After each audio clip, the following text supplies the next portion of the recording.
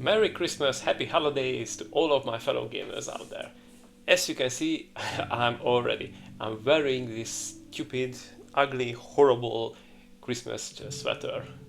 I hate it. I received it as a present a few years ago and I never wear it, and this is the first time I'm actually wearing it for this very special occasion. Because today we are going back in time again. We are going to take a trip down memory lane to those special Christmas magic what we experienced as kids. Because nowadays, as we are grown up, Christmas is a bit different. I still love it, and I'm sure that most of you do as well, but it's a bit melancholic. The magic is still there, but it's completely different how it was when we were kids. In this video, I'm going to remember those special days when we were preparing for Christmas, the excitement, the anticipation, and everything what we experienced as gamer kids back in the 80s, 90s, and in the early 2000s. So I hope you're going to enjoy this video, and I would like to ask you to write your comments and your memories regarding how you spent your Christmas when you were a kid, and just start a conversation in the comment section below. Let's get started. Do you remember this special feeling when the snow started to fall in December? The days were short and it's gets dark quite early, and you felt that okay, just a few days left from school and the winter holidays just around the corner. You went with your parents to buy the Christmas tree, and all the anticipation is just started already. You know that you're going to have a lot of time to just game throughout the holidays. It was like just the CRT glow with the Christmas lights in the living room with the old TV. And this was a time when you started to really like get your hopes high up. Oh, maybe this Christmas when I'm going to get that console or that game which you really wanted to for a long time.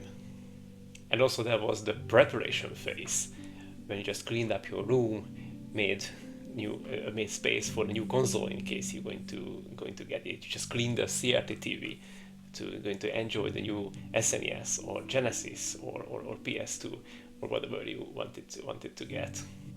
Also, when we went to the supermarket with our parents, we just begged, okay, can I have more snacks and some soft drinks, because we knew that throughout the Christmas we're going to have unlimited gaming, and with unlimited gaming we wanted unlimited snacks as well. And as actual Christmas was approaching, the anticipation was just getting more and more intense. In school and with friends, we've been talking about what everybody wanted to get for Christmas, and then just was really intense. Oh, I want the SNES. Why? The Genesis is much more better. What are you talking about? I know I have a Genesis. Oh, come on, you cannot be serious. SNES has much better games than Genesis. And these different things like debates and talking back and forth, and it was just so good, so nice memories. And also I remember that when I tried to pretend that I already know what I'm going to get, and I tried to convince my friends that yeah, I know what I'm going to get, but of course I didn't. It's just, but the thought was living in my head all day, all night. I was like so excited, waiting. I was counting the days, and when I went to bed at night, I was thinking like, oh, maybe a Game Boy. I'm going to get a Game Boy. Oh, no, probably not, because my parents are not going to spend that much money, but yeah, maybe they saved that money. And it was just part of the experience to getting up until Christmas, and just like the waiting, the anticipation. It was just so intense. And also when one of the cool kids in school said, oh yeah, my dad said maybe, but maybe it doesn't mean anything. Maybe it's just, yeah, maybe not. That wasn't a promise, but still it felt like a promise. It's like maybe it's something, but it's nothing at the same time. So yeah. And when we started to just count down the days until the last day of school, like okay, there are 3 more days, and that's it, and Christmas is coming. And we were getting just more and more excited as Christmas approached. Do you remember those printed catalogues which we had with the pre-internet days?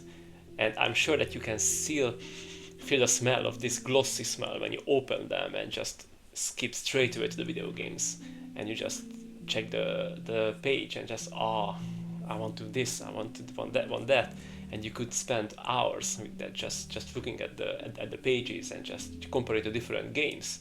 And the pages had little dog ears because you've been flipping the pages so long.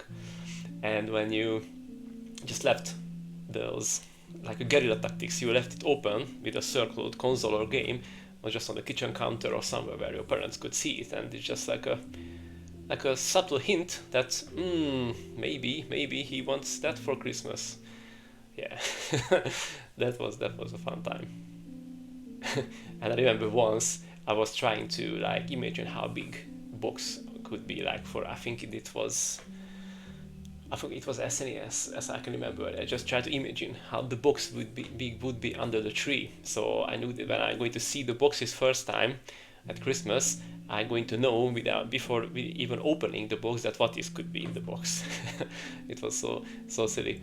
And also when you just seen one screenshot in the magazine or just the cover, and you could imagine hours of gameplay with that one screenshot or just the cover, how it could be, how good the game could be. This was definitely different back then. And there was the so-called strategy phase, when you try to beg your parents that you mentioned about 900 times casually the name of the console or the game, so they take the hint. Or you would promise that, okay, I'm going to do extra chores if I'm going to get this or that for Christmas. And when you just try to analyze your parents' poker face, that's what this could mean. Is like, is it a yes or is it a no? And also that really heart-racing moment when your dad said, "We'll see." And we'll see, it's just a maybe. We'll see, it's not a promise. Again, it's just something. It's not a no, but it's not a yes. So maybe at that time they probably wasn't sure if they can afford it or they want to buy that present for you. But that for you it was like, I think it made things just much more worse, because you just, oh god, is it a yes or is it a no? This is not an answer. We'll see. What is that? We'll see. We'll see what? Yeah, we'll see at Christmas morning. And do you remember Christmas mornings? And there was the big reveal.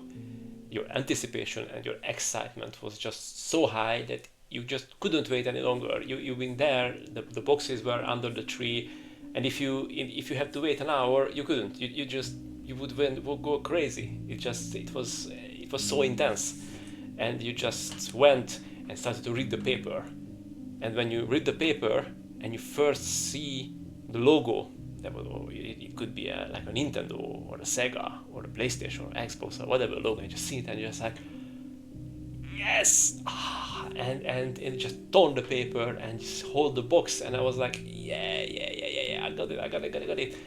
And you open it, of course, we just throw away the manuals. Who cares about your manuals? You could just hold the controller, and you could just grab the console itself, went to the TV, hooked it up, pressed the power button, and the logo just appeared on the TV, and the iconic the PlayStation boot up or whatever was it, and you're just like, yes, this is it.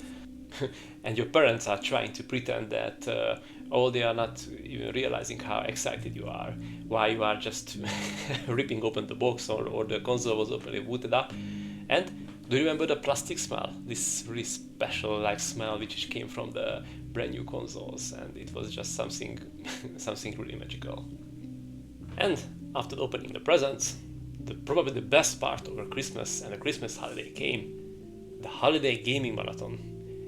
We had the whole school break ahead of us with the new console, with the new game, and all the time in the world just to play, stay up until 2 or 3 a.m. in the morning because there is no school tomorrow, the snacks for the long RPG sessions, and just play all day, all night. And it was just a fantastic thing.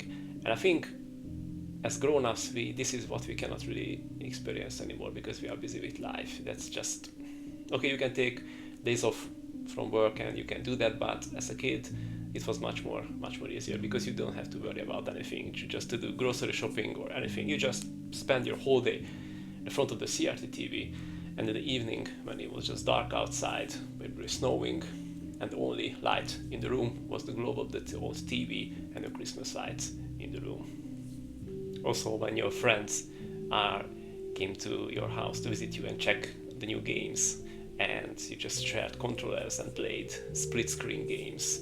It was just like Mario Kart or Super Smash Brothers or whatever game was it. And this was really, really something special. Because nowadays, of course, you can do that, but everybody plays online now. So that's not really a thing nowadays. But that back then it was something special. You just sat on the floor, in front of the TV, have two controllers, split screen gameplay, and all the fun we had back then. But also, as we are talking about these really, really nice and positive memories, we have to talk about the other side of the coin. When there was a lot of kids who couldn't get always what they wanted because not every family could afford it, or the circumstances wasn't like that, and it was a very difficult situation for both the parents and for the kids as well, because as a kid you could, okay, I want, I don't know, let's say a new Game Boy, and you, even if you still understand that your parents cannot afford it, you still may be waiting for the magic, or just any kind of miracle going to happen.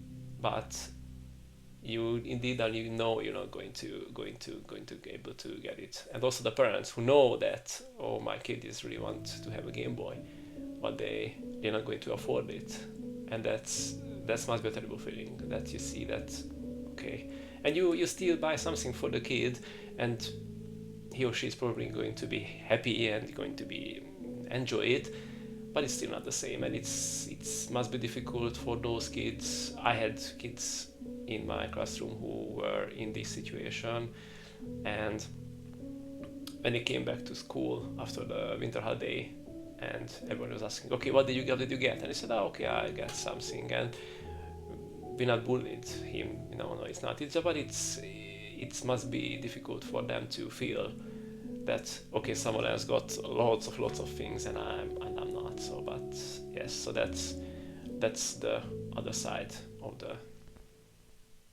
the coin.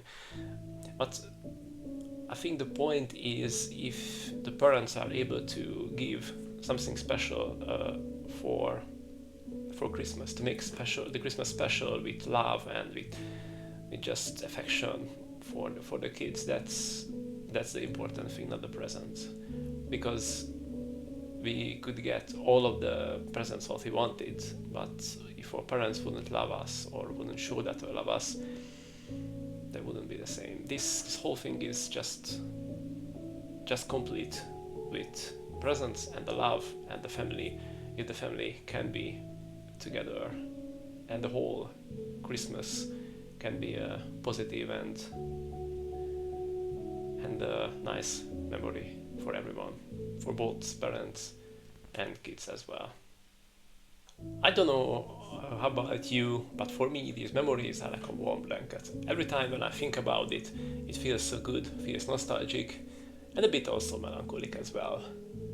It really reminds me how life was before everything was just sped up, when everything was like more simple. You just have to worry about school, nothing else. It was definitely different time. As we grown up, the holiday season means totally different things, but these memories about childhood is going to stay with us forever. I hope you enjoyed this video. Merry Christmas, all of you gamers out there.